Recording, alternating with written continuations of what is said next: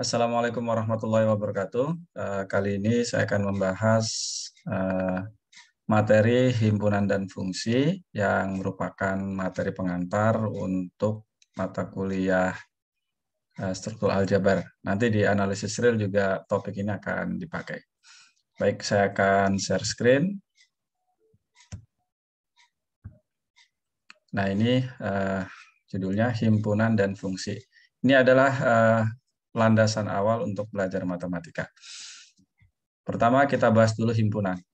Jadi, mudahnya himpunan atau dalam bahasa Inggrisnya set adalah kumpulan objek. Kemudian himpunan dinotasikan dengan huruf kapital, sedangkan anggota atau unsur himpunan ditulis dengan huruf kecil. Seperti ini, misalnya kita menulis X anggota A, nih notasinya, elemen. Jika X adalah anggota A, dan kita tulis seperti ini, jika Y bukan anggota A. Jadi Y bukan anggota A.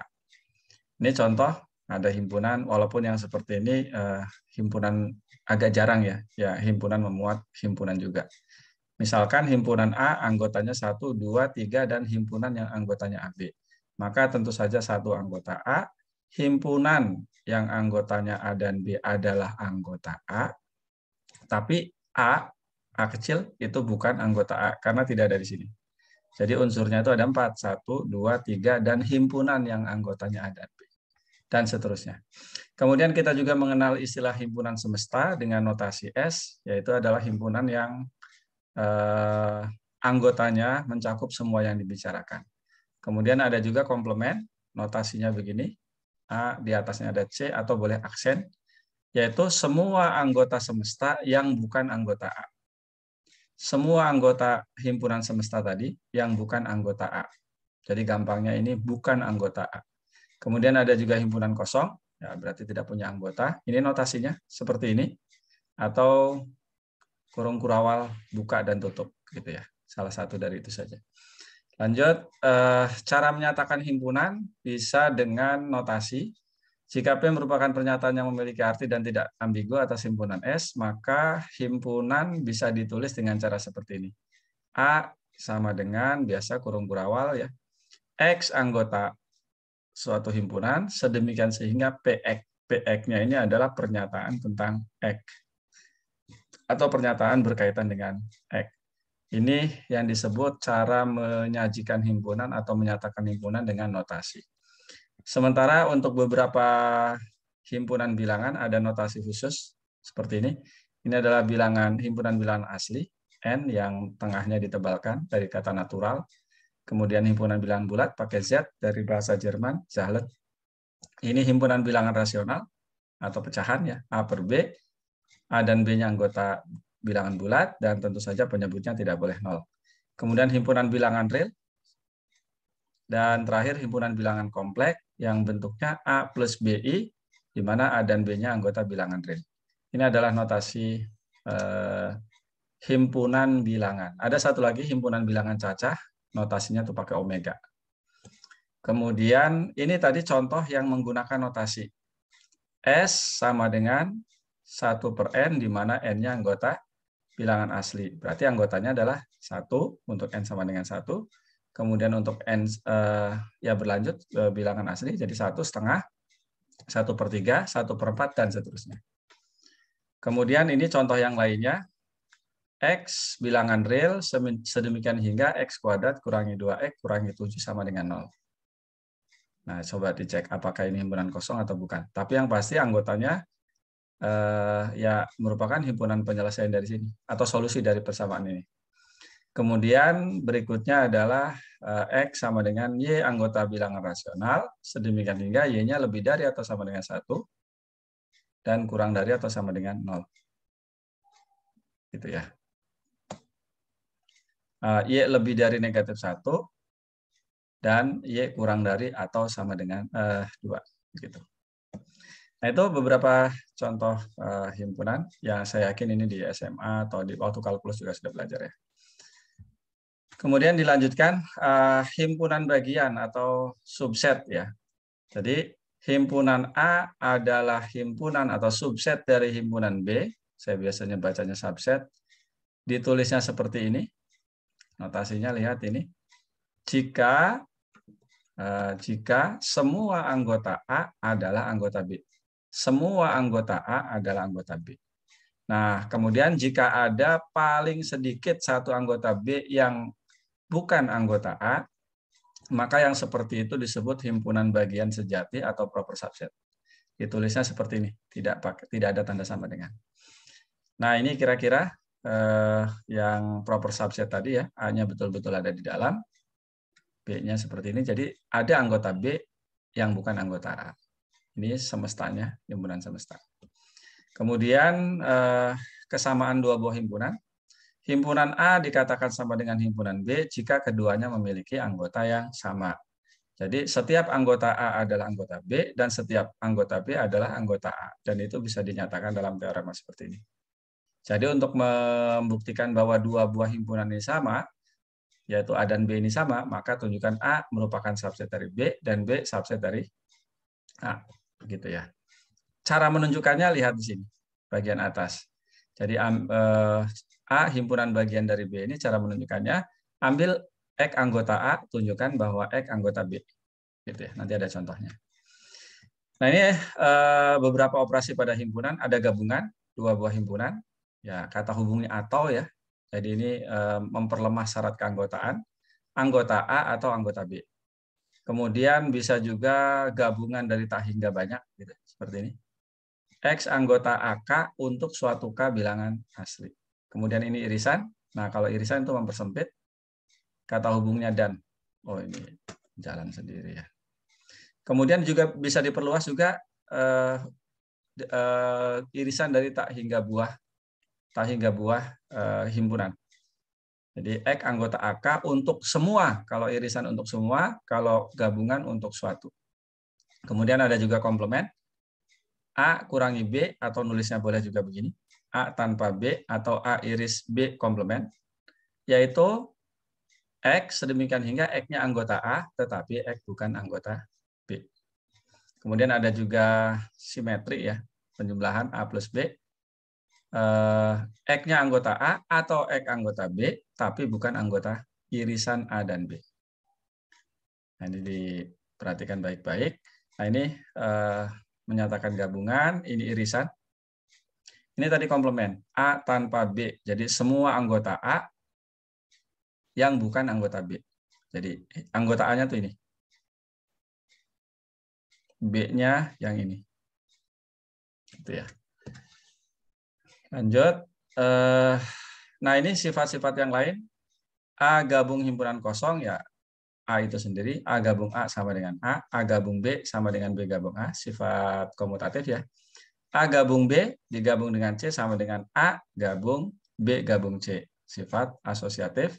Dan yang kelima ini adalah sifat distributif. Ini terkait sebelah kanan irisan. A iris himpunan kosong sama dengan himpunan kosong, dan seterusnya. Nah, kemudian yang sangat terkenal, hukum De Morgan. Ini juga nanti dipakai di logika ya, pada saat mencari negasi. Misalkan A dan B adalah himpunan, maka A gabung B komplement itu sama dengan A komplement iris B komplement. Dan A iris B komplement itu sama dengan A komplement gabung B komplement. Nah, cara membuktikannya seperti ini, hukum De Morgan ya. Ini membuktikan yang pertama. Yang pertama ini. Nah, ingat kesamaan dua buah himpunan ya. Maka untuk menunjukkan kesamaan itu, tunjukkan bahwa yang satu himpunan bagian dari himpunan yang lain. Oke, ini tutup dulu. Berarti kita ambil anggota ini. Ambil X anggota A gabung B komplement. Berarti kalau begitu X-nya, maka X bukan anggota A gabung B. Jadi dia di luar A, di luar B. Di luar A dan di luar B. Nah, ini berarti X bukan anggota A dan X juga bukan anggota B. Gitu ya. Mungkin bisa dibuat diagram Venn supaya lebih gampang dilihat. Akibatnya X anggota A komplement, karena tadi bukan anggota A, dan X juga bukan anggota B komplement. Kalau begitu, X anggota A komplement irisan dengan B komplement. Jadi untuk setiap X anggota A gabung B komplement, ternyata X juga adalah anggota A iris B komplement. Berdasarkan definisi, maka A gabung B komplement adalah himpunan bagian dari A komplement iris B komplement. Kita tunjukkan sebaliknya bahwa A komplement iris B komplement merupakan himpunan bagian dari A gabung B komplement. Caranya sama seperti tadi, ambil anggota ini, misalnya Y, maka Y anggota A komplement dan Y anggota B komplement. Wah ini, oke. Kalau Y anggota A komplement berarti Y bukan anggota A. Dan Y anggota B komplement berarti Y bukan anggota B. Oleh karena itu diperoleh Y itu tidak ada di gabungan himpunan A dan B. Atau Y bukan anggota A gabung B. Kalau Y bukan anggota A gabung B, berarti Y anggota A gabung B komplement. Jadi untuk setiap Y anggota A komplement B komplement, jadi mulai dari sini, ya, berakhir di sini. Nah, bagian ini tuh hanya menyimpulkan aja. Ya, berdasarkan definisi himpunan bagian, maka A komplement iris B komplement merupakan himpunan bagian dari A gabung B komplement. Gitu ya. Berdasarkan bagian 1 dan bagian 2 saling subset tadi, maka A gabung B komplement sama dengan A komplement iris B komplement. Terbukti ya. Contoh lainnya seperti ini. Misalkan A dan B adalah himpunan, buktikan A iris B sama dengan A jika dan hanya jika A merupakan himpunan bagian dari B. Nah, sekarang kita buktikan ke arah kanan dulu. Berarti diketahui ini A iris B sama dengan A. Yang mau dibuktikan A merupakan himpunan bagian dari B. Gitu ya, ini udah ditulis. Berarti kita mulai dari ambil X anggota A. Nanti tunjukkan dia anggota B. Lihat sini, ambil X anggota A, maka X anggota A iris B. Mengapa? Karena menurut hipotesis A sama dengan A iris B. Itu ya. Lanjut, berdasarkan syarat keanggotaan A iris B, jadi ingat X-nya anggota A iris B. Maka jelas X-nya anggota A, ini udah kita tahu dari awal, dan berdasarkan ini tadi, X juga anggota B. Jadi kalau begitu, setiap X anggota A ternyata X anggota B. Maka menurut definisi himpunan bagian, maka A himpunan bagian dari B. Terbukti ya. Silakan diperhatikan baik-baik. Sekarang bukti sebaliknya. Diketahui A subset dari B, akan dibuktikan A iris B sama dengan A. Kesamaan dua buah himpunan, lihat sini. Maka cara menunjukkannya adalah A himpunan bagian dari A iris B, dan tunjukkan juga A iris B merupakan himpunan bagian dari A. Nah, tapi A iris B merupakan himpunan bagian dari A, itu jelas. Karena syarat menjadi anggota A iris B, dia harus anggota A. Syarat lainnya dia anggota B. Jadi kalau begitu, kalau dia anggota A iris B, maka pasti anggota A. Gitu ya. Jadi bagian ini sudah jelas. Nah, sekarang tinggal menunjukkan bagian ini. Akan dibuktikan A merupakan himpunan bagian dari A iris B. Maka mulailah ambil dari anggota A. Ambil Y anggota A. Maka Y anggota B. Mengapa? Karena diketahui A merupakan subset dari B. Gitu ya. Jadi kalau begitu, Y-nya anggota A, Y-nya juga anggota B. Kalau begitu, Y anggota A iris B. Jadi setiap Y anggota A ternyata mengakibatkan Y anggota A iris B. Ini berarti A himpunan bagian dari A iris B. Terbukti. Jadi berdasarkan ini, dan yang tadi sudah jelas itu, maka A iris B sama dengan A. Oke, mudah-mudahan bisa dipahami ya. Itu pembahasan tentang himpunan. Lanjut saja ke fungsi. Nanti kalau Anda lelah menyimak video ini, silahkan di stop dulu.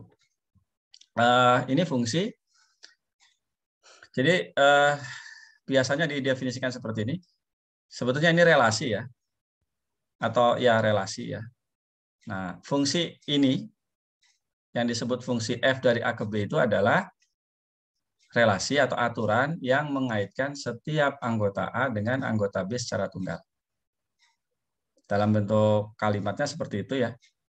Tapi kalau menggunakan notasi, F dari A ke B ini disebut fungsi. Nah, ini saya lupa tadi nulisnya. Itu disebut fungsi jika X1 dan X2 anggota A dengan X1 sama dengan X2, maka Fx1 sama dengan Fx2. Sekali lagi, F dari A ke B itu disebut fungsi jika untuk setiap X1 dan X2 anggota A dengan X1 sama dengan X2, maka Fx1 sama dengan Fx2. Begitu cara untuk membuktikan bahwa sebuah relasi itu merupakan fungsi. Nah, begini cara nulisnya. F dari A ke B, memasangkan A kecil ke B kecil, ya berarti dalam hal ini B kecil ini sama dengan F A kecil. Itu ya. Boleh juga pakai X dengan Y. Nah, kemudian A ini disebut domain, atau boleh tulis DF. B itu adalah kodomain atau daerah kawan. Nah, FA yaitu adalah kita sebut bayangan atau peta dari A oleh F. Itu merupakan daerah hasil atau ring. Boleh ditulis RF karena nama fungsinya F. Daerah hasil atau ring. Kemudian ini contohnya. F dari himpunan real ke himpunan real, bilangan real maksudnya, dengan aturan Fx sama dengan 3x kurangi 5. Ini contoh lain himpunan dari matrik yang entry-nya R ke R. Nah, ini tentu matrik yang dimaksud matrik persegi ya. Fungsi G memetakan matrik yang entry-nya bilangan real, matriknya persegi, ke bilangan real. Rumusnya apa? GA, A-nya itu anggota MR, matrik persegi, dipasangkan dengan bilangan real, yaitu determinan dari A. Ini juga adalah fungsi. Contoh yang lain, himpunan bilangan bulat dipetakan ke atau dipasangkan dengan anggota himpunan yang anggotanya 0 dan 1. Nah, kita bisa membuat aturan HA itu sama dengan 0 jika A-nya bilangan gasal. Dan HA sama dengan 1 jika A-nya adalah bilangan genap. Boleh dibalik. Nah, ini contoh-contoh fungsi. Nah, kira-kira seperti ini. Jadi ini A, ini B, B-nya sama dengan FA. Nah, B ini disebut peta dari A. Peta unsur ya. Nah, sementara A itu adalah prapeta dari B. Istilahnya ya. A itu adalah prapeta dari B. Nah, FA itu adalah yang ini. Lihat kursor. Yaitu ring fungsi. Lanjut. Nah, ini kira-kira ya peta dan prapeta dari himpunan oleh fungsi F. Ini F-nya memasangkan dari A ke B. Misalkan X-nya itu himpunan bagian dari A. Maka peta X oleh fungsi F adalah ini, yaitu Fx. Ingat ini X kecil, di mana X kecilnya anggota X kapital. Nah, kira-kira ini. Oh, ini harusnya di sini ada X kecil, di sini Fx dihubungkan begitu ya. Atau Y sama dengan Fx. Jadi ini yang disebut peta dari X. Kemudian misalnya Y himpunan bagian dari B, berarti ada di sini Y-nya. Maka inverse bayangan atau istilahnya prapeta dari Y oleh fungsi F adalah, nulisnya begini, F pangkat min 1 ya, Y sama dengan, yaitu semua anggota A yang petanya, peta dari anggota A-nya itu merupakan anggota Y. Nah, kira-kira di sini.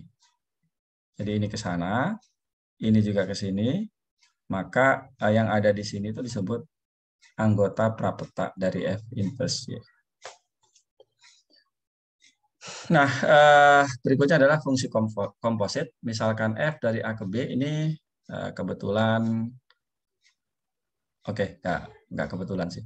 F dari A ke B dan G dari B ke C masing-masing merupakan fungsi. Dan ring dari F, himpunan bagian dari domain fungsi G, dan domain fungsi G-nya himpunan bagian dari B. Lihat di sini. Maka fungsi komposit G bundaran F adalah fungsi yang didefinisikan seperti ini. G bundaran F dalam kurung X itu sama dengan G dalam kurung Fx. Jadi X dari A dibawa ke B oleh F. dipasangkan dengan anggota B oleh F. Dari B dibawa oleh fungsi G untuk dipasangkan dengan anggota C. Seperti ini. Jadi 2 kali. Nah, itu bisa sekali seperti ini. Nah, yang ini disebut, yang bawah nih, disebut fungsi komposit. Gitu ya. Ini ada beberapa jenis fungsi. Misalkan F dari A ke B adalah fungsi, maka F ini disebut injektif, fungsi yang injektif atau injeksi. Jika untuk setiap A dan B anggota A, dan A-nya tidak sama dengan B, maka FA tidak sama dengan FB. Kalau tadi fungsi untuk setiap A dan B anggota A dan A sama dengan B, maka FA sama dengan FB. Kalau ini inverse-nya ya, logika jika P maka Q, kalau ini jika tidak P maka tidak Q. Atau menggunakan kontrapositifnya, yaitu untuk setiap A dan B anggota A, sedemikian sehingga FA sama dengan FB, maka A sama dengan B. Nah, ini lebih mudah. Bekerja dengan kesamaan, dengan tanda sama dengan itu jauh lebih mudah daripada dengan tanda tidak sama dengan. Jadi, untuk menunjukkan bahwa fungsi itu injektif, mulai saja dari sini. FA sama dengan FB, mulainya dari situ, tunjukkan bahwa A sama dengan B.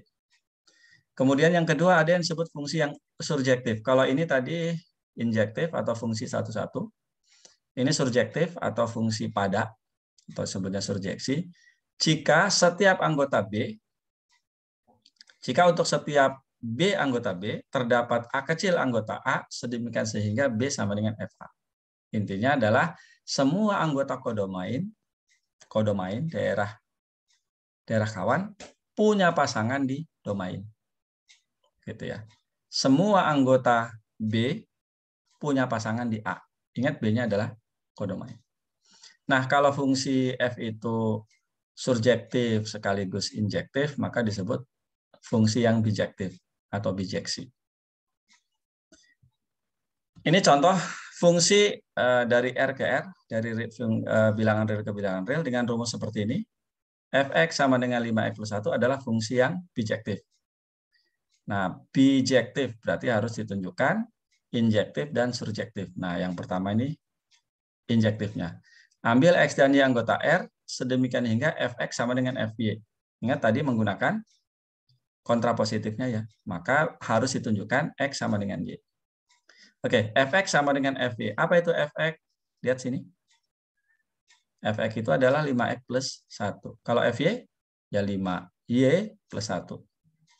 Jadi kalau Fx sama dengan Fy, maka 5x plus 1 sama dengan 5y plus 1.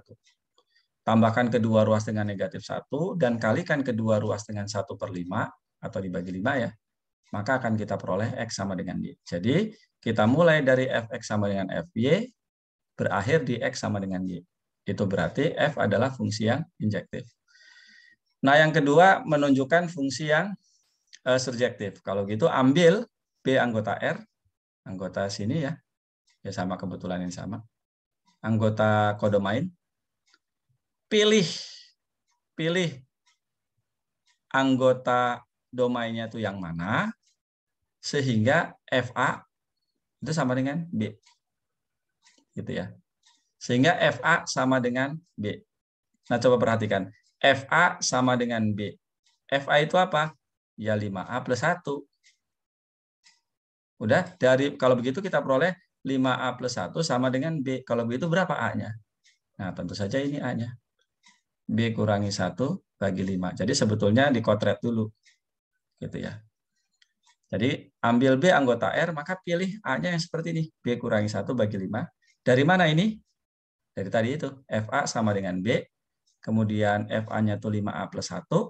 Sama dengan B, maka diperoleh A-nya B kurangi 1 bagi 5. Maka FA sama dengan 5 kali ini A-nya kan tadi.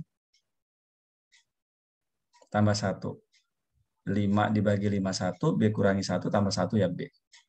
Ini berarti F adalah fungsi yang surjektif. Berdasarkan kedua hal tersebut, maka F adalah fungsi yang bijektif. Jadi terbukti. Atau korespondensi satu-satu ya. Contoh yang kedua, ini yang lebih ke masalah pembuktian. Misalkan F dari A ke B, dan G dari B ke C, masing-masing adalah bijeksi. Apa itu bijeksi? Itu fungsi yang injektif dan surjektif. Maka fungsi komposit G bundaran F dari A ke C adalah bijeksi. Buktikan begitu maksudnya, bahwa fungsi ini itu adalah bijeksi. Nah, untuk memperoleh gambaran, pertama kita akan tunjukkan bahwa G bundaran F itu injektif. Nah, lihat sini, sketsa buktinya. Bagaimana cara menunjukkan bahwa G bundaran F injektif? Ya, tentu saja kita mulai dari G bundaran Fx sama dengan G bundaran Fy. Nah, salah tadi ya.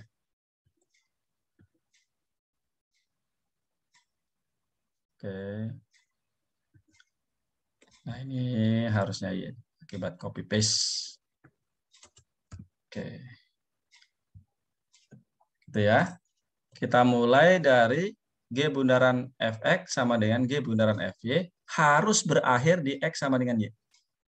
Jadi kalau tadi itu fungsinya F, G, kalau ini G bundaran F. Bayangkan aja G bundaran F-nya itu H. Berarti Hx sama dengan Hy yang diketahui harus berakhir di X sama dengan Y. Nah, seperti ini. G bundaran Fx sama dengan G bundaran Fy. Ingat pengertian fungsi komposit. Nah, seperti ini. Gfx, Gfy. Nah, ini akibatnya Fx sama dengan Fy. Kenapa? Karena G-nya injektif. Ya. G injektif itu berarti Ga sama dengan Gb. Maka A sama dengan B. Dalam hal ini A-nya Fx, B-nya Fy. Kembali lagi, si F-nya itu injektif. Maka Fx sama dengan Fy akan mengakibatkan X sama dengan Y. Nah, itu sketsa buktinya, kotretannya. Tentu harus ditulis dengan cara yang benar. Kemudian, yang kedua, ini menunjukkan bahwa G bundaran F injektif, surjektif. Mulai dari sini, ambil anggota C, kita sebut saja Z. Karena G-nya surjektif, pasti ada anggota B, kita sebut saja Y. Sedemikian sehingga GY sama dengan Z. Jadi GY sama dengan Z. Nah, si Y ini, karena F-nya juga surjektif, pasti ada anggota A. Kita sebut saja X, sedemikian sehingga Fx sama dengan Y. Maka tinggal digabungkan. Jadi, kalau begitu caranya, ambil Z anggota C, cari X anggota A, kan di sini, cari anggota ini, kemudian tunjukkan bahwa Z-nya itu sama dengan G bundaran Fx. Nah, tentu memanfaatkan ini. Gitu ya. Nah, untuk lebih jelasnya, begini cara menulis buktinya. Nah, silakan dibaca aja ya. Di stop aja, kemudian dicatat. Bandingkan dengan sketsa bukti yang tadi. Kalau tadi itu ilustrasinya atau sketsa bukti, kotretannya, ini adalah cara menulis buktinya. Nah, bisa dilihat ya. Nih, ambil Z anggota C. Karena G fungsi yang surjektif, maka terdapat Y anggota B. Sedemikian hingga Z sama dengan GY. Karena F adalah fungsi yang surjektif, dari sini, maka terdapat X anggota A, sedemikian hingga Y sama dengan Fx. Perhatikan bahwa Z sama dengan tadi GY. Y-nya adalah Fx. Jadi kalau gitu GY sama dengan GFX. GFX itu apa? Ya G bundaran Fx. Berarti kalau begitu, untuk setiap Z anggota C, ada X anggota A, sedemikian hingga Z sama dengan G bundaran Fx. Gitu ya. Itu artinya G bundaran F adalah fungsi yang surjektif. Dengan demikian, G bundaran F dari A ke C tadi merupakan bijeksi atau fungsi yang injektif dan surjektif. Terbukti. Nah, kemudian ini definisi inverse. Oh, ini ada yang lupa juga. Ini harusnya dari A ke B aja supaya umum. Ya. Fungsi I dari A ke B dengan aturan IX sama dengan X. Ini ada A kecil di sini. Untuk setiap X anggota A itu disebut fungsi identitas. Ya, IX sama dengan X. I2 ya sama dengan 2. Nah, dari pengertian fungsi identitas ini kita mendefinisikan ada teorema, bukan mendefinisikan. Fungsi f dari A ke B adalah bijeksi jika dan hanya jika terdapat fungsi G yang memasangkan himpunan B ke A. Ya, kalau dari A ke B, ini B ke A. Sedemikian sehingga G bundaran F sama dengan IA, yang ini tadi ya, fungsi identitas yang domainnya A, dan F bundaran G sama dengan IB, yaitu fungsi identitas IX sama dengan X, yang domainnya B. Gitu ya. Nah, ini buktinya buat latihan saja. Nah, fungsi G, ini, pada teorema di atas, itu disebut fungsi inverse dari F. Nulisnya seperti ini. G sama dengan F pangkat negatif 1. Atau F inverse. Gitu. Itu mungkin pembahasan tentang himpunan dan fungsi. Cukup panjang sepertinya.